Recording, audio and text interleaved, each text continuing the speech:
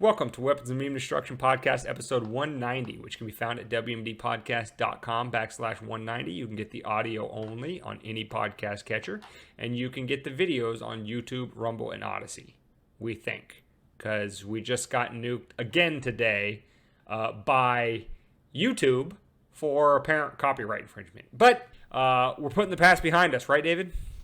Apparently, we're moving into the present. Well, some of us are. I can't wait to see how you handle the future.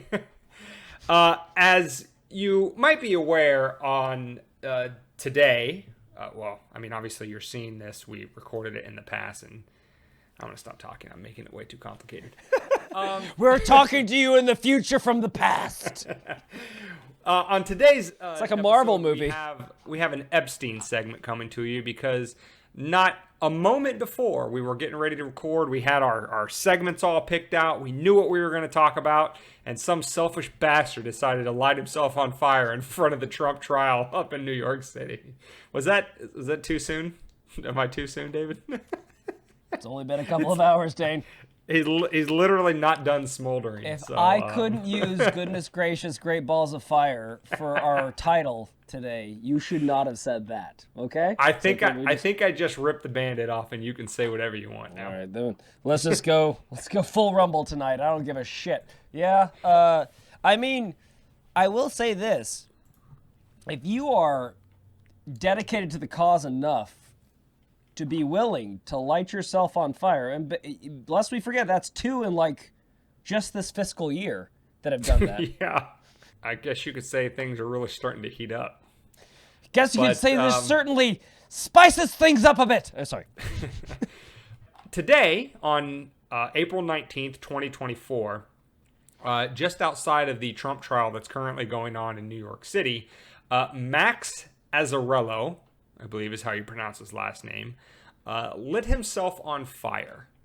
And the guy was still burning when it was all over social media that his manifesto had been released, and we basically knew exactly why he did this almost immediately. And I'm just going to quote a short excerpt from one of his social media posts that said, quote, "We are victims of a totalitarian con, and our own government, along with many of their allies, is about to hit us with an apocalyptic fascist world coup."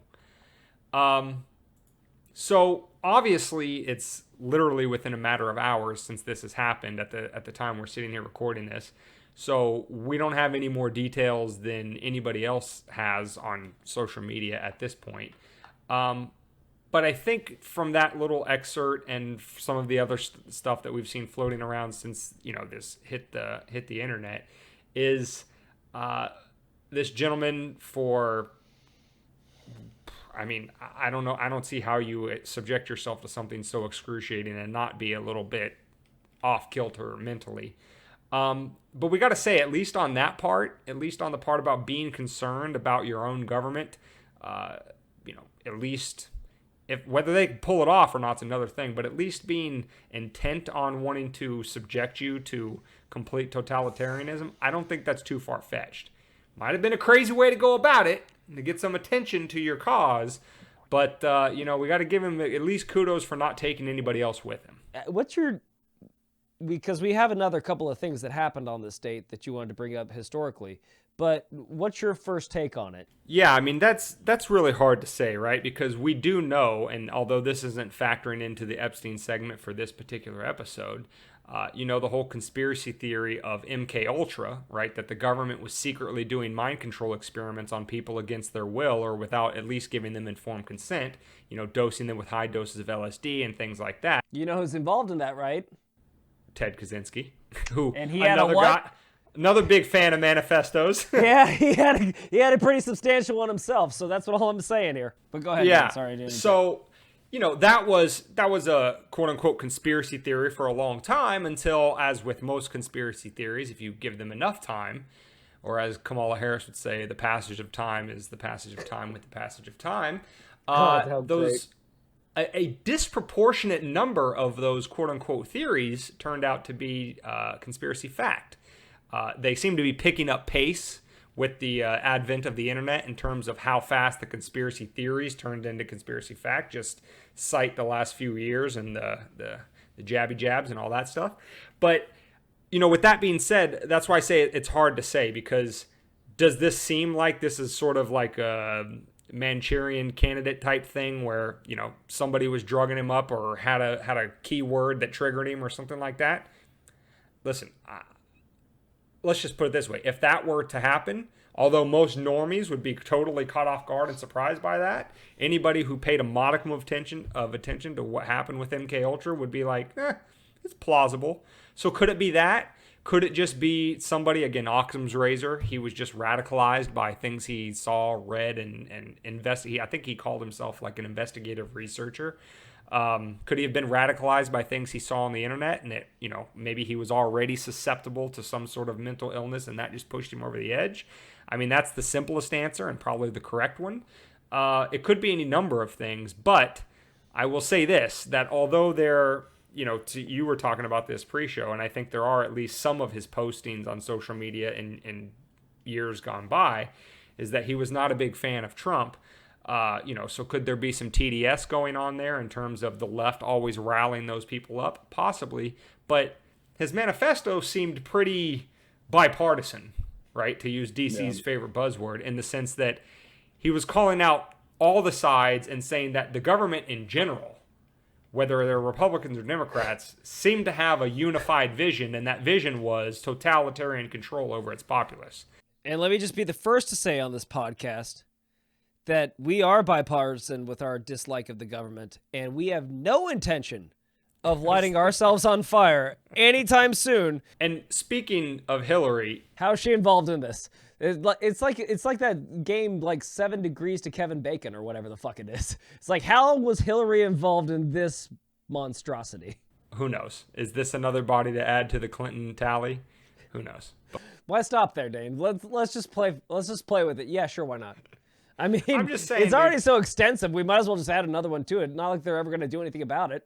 I say this all the time, and I'm going to say it again because we probably have new listeners. We do on every episode. Is if it was you or I, David, and forget 20 or 30, if 2 or 3 people happen to know us, whether they're family, friends, or but at least know us. Quadrupeds.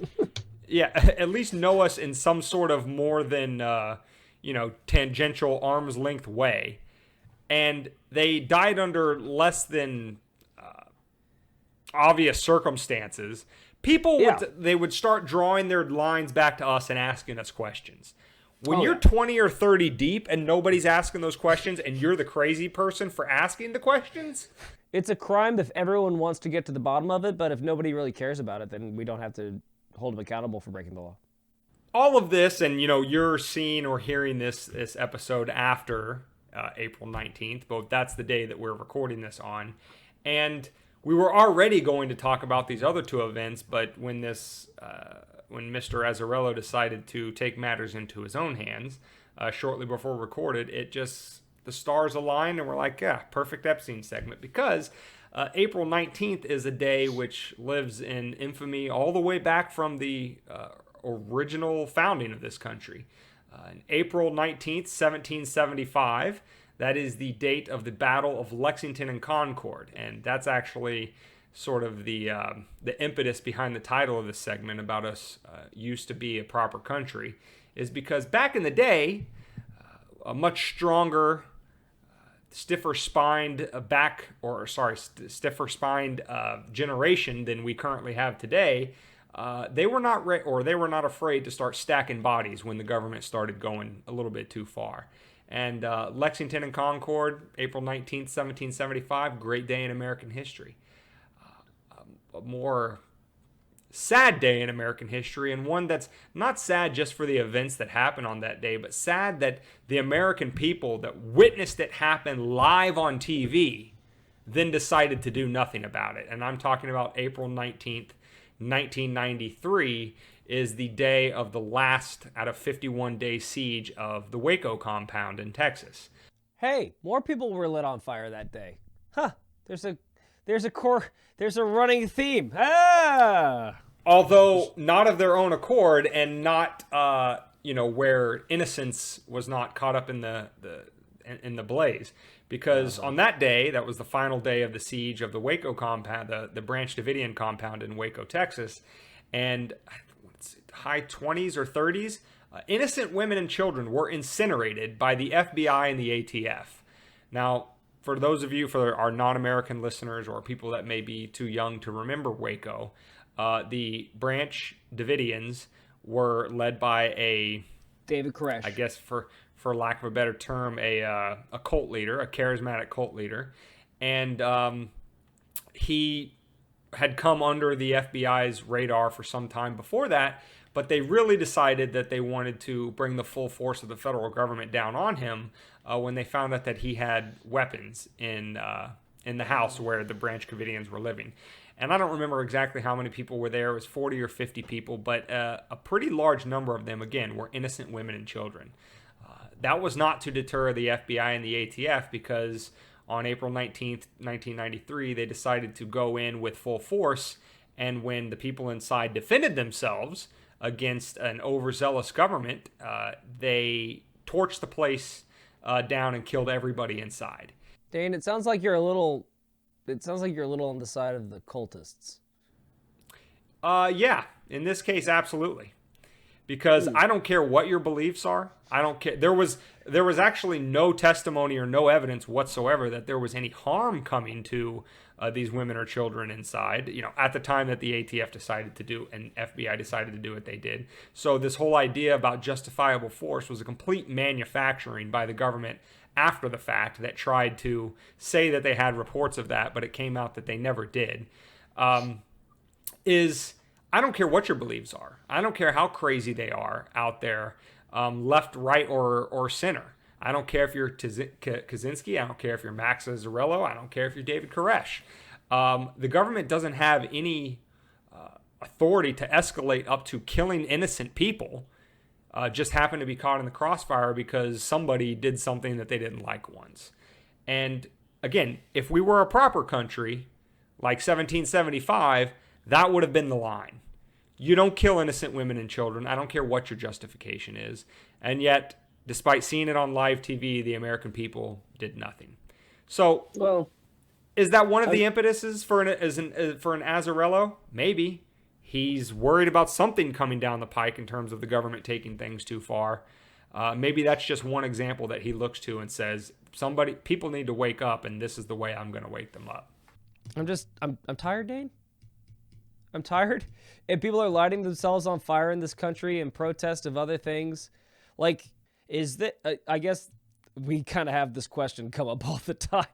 And, again, like the bombings in the Middle East and Ukraine going on and us pushing our biggest adversaries closer and closer to the brink, and then people obviously lighting themselves on. Are these the end times? I wonder if CERN did actually do something on last Monday when they when they tested under the eclipse. Yeah.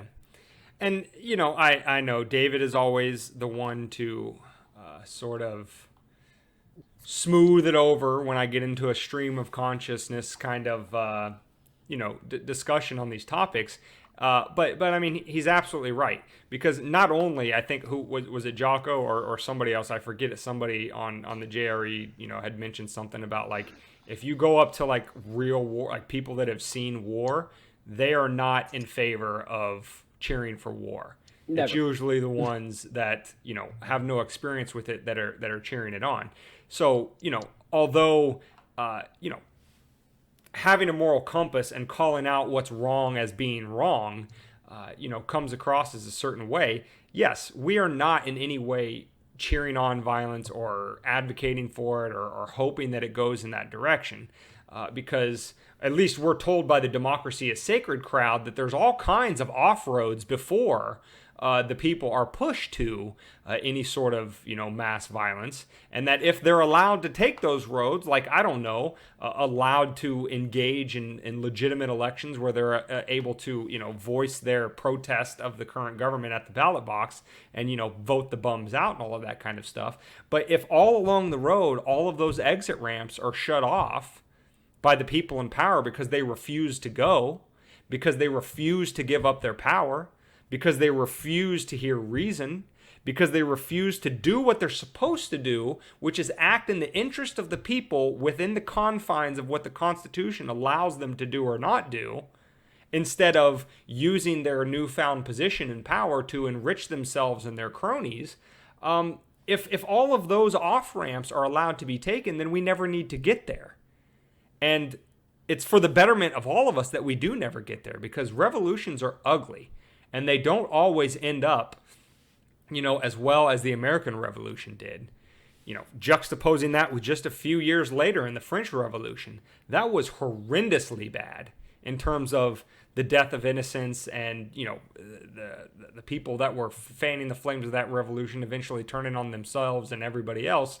That was horrendous. And as a matter of fact, from a successful standpoint, comparing revolutions across history, the United States being one of the most successful ever in terms of at least a stable country coming out at the other side of it. It had its problems, but, the revolution was itself moderately successful in terms of, not turning into complete chaos afterwards. That's more of the outlier. That's more of the exception that proves the rule. So, no, we should never get to a point where our government does so much, too much, that we have no other option but to take that route. So that's what we're trying to accomplish by highlighting these things. That's what other people are trying to accomplish when they highlight these things, is to say, listen, there's problems.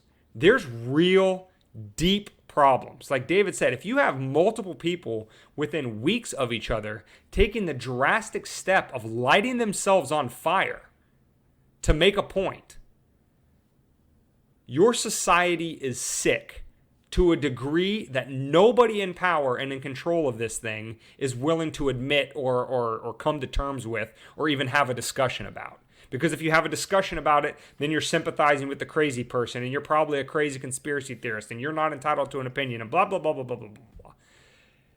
If you don't address the problems in a non-violent way, you make violence inevitable.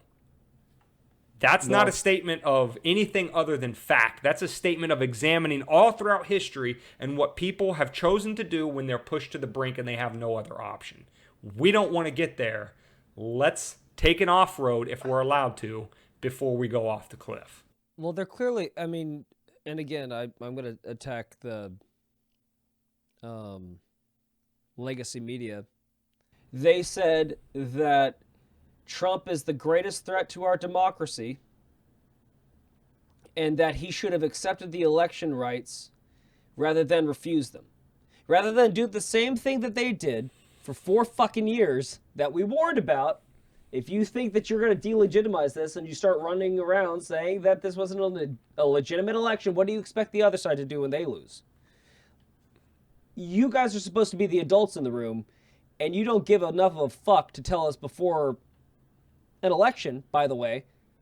That same election that they were saying was rigged, they suppressed a story about Hunter Biden being paid off by the Chinese government and by being paid on a laptop with evidence of big guy knowing that it was happening, getting paid because of it.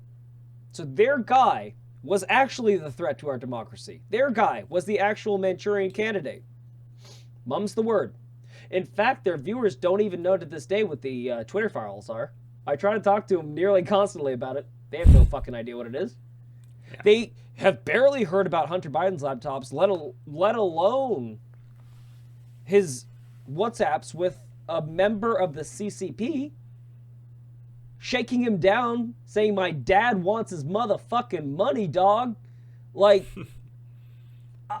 but now I have to take you seriously when you say that there's somebody out there that's threatening our democracy. You're threatening our democracy. When you're the one that farted, you blame everyone else in the room. But he who smelt it, Dane, did not dealt it this time. I've said my piece on the whole thing. Violence is not something that any sane or rational person cheers for. It's certainly not what we want. But I think that you are either incredibly naive or just so apathetic, have your head buried so far in the sand that you're just like, la la la la la, I don't want to hear this, I'm not seeing it, to be able to see that things are coming apart at the seams, to not be, I guess, awake and paying attention to the alarm bells that are going off all around you.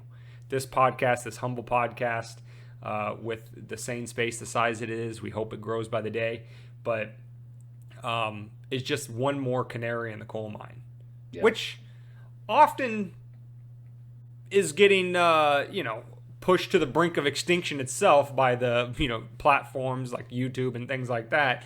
They don't want anybody out there that's sounding any sort of alarm bells, because they just want you to continue, to, I guess, Azzarello's manifesto point. They want you to keep being cynical and apathetic to the point that you don't care until you wake up one morning and it's far too late.